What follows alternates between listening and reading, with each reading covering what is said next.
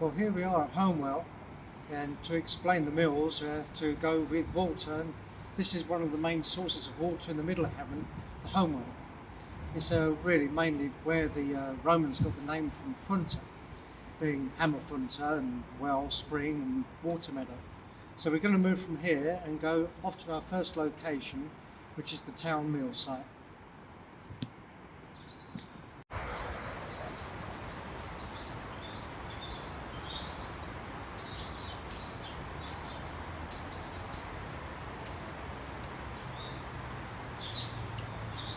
Well, as you saw, we were just at Homewell, and this is pretty much where the spring comes out after running through the Homewell parchment works, which is behind me.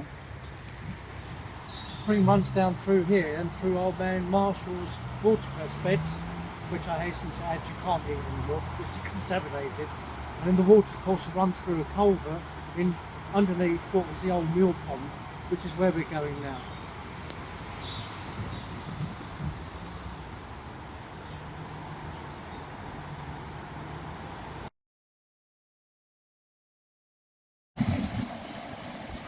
And this is where Homewell Spring empties out into the Havant, where it used to run the mill. There we are, is the culvert. You see the water running out of it down into the Havant. We'll go down to the mill site now.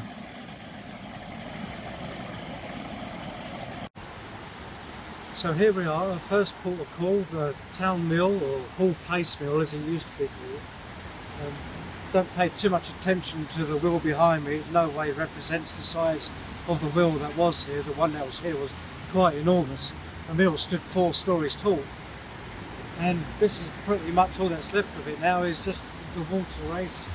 And well, this wheel, which was meant to represent where the mill would have been.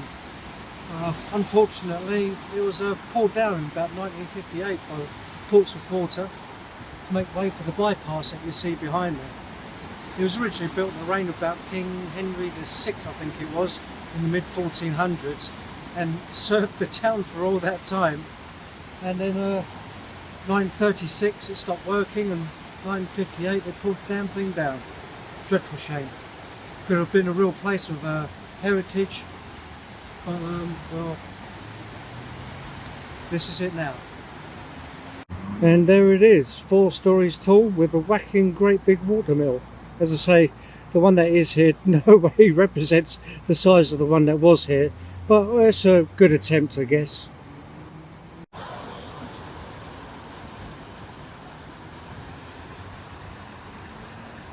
So we're off now to our second port of call, which is going to be the West Mill, also known as Langstone Mill, which is basically the next stop along this stream.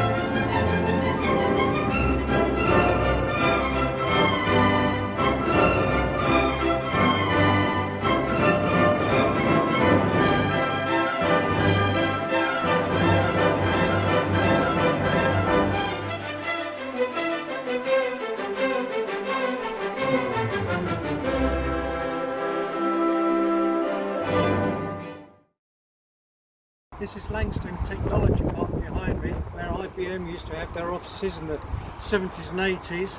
We're going to go on across and down the path.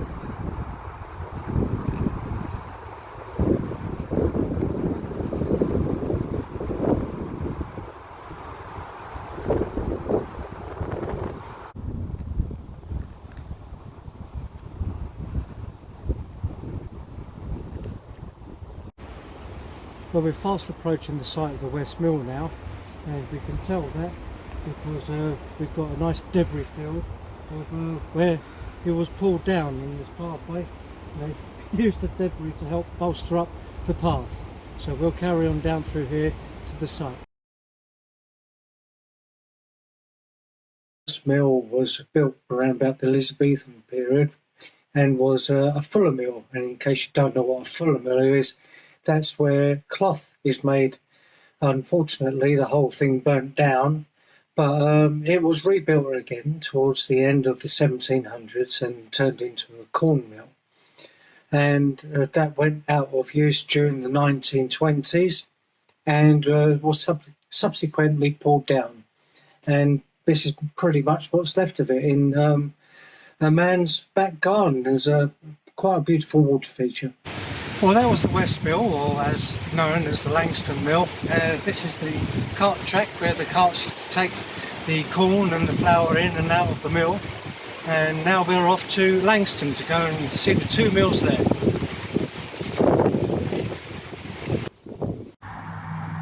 Well, if I was standing where I am now in 1960, I'll be standing in the middle of the train line, because this is what's left of the Huffing Billy hailing line from Havant to Hailing Island. Just up there on the right hand side of them bushes, that would have been where Langstone Station or Langstone Halt would have been. I will come to that in another programme.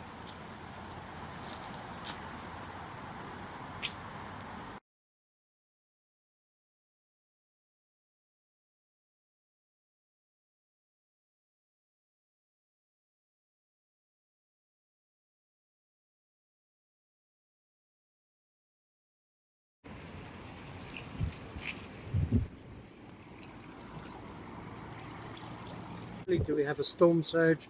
We also have a high tide as well, and everything is vastly disappearing underwater. But here you'll see in the background to our left is the water mill, and there is the windmill. And obviously the windmill is missing its sails because they were torn off in the storm around about the early 1800s.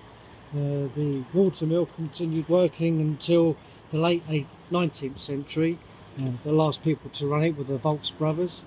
And Mary Ann Volks, their sister, was the warden at Warden School in East Street, Havant. We're going to take a walk around now. Rather interesting story with the veranda running around the building here. Rather large storm in the 1900s tore the veranda off and sent it off on a quick trip around the harbour to be washed back ashore.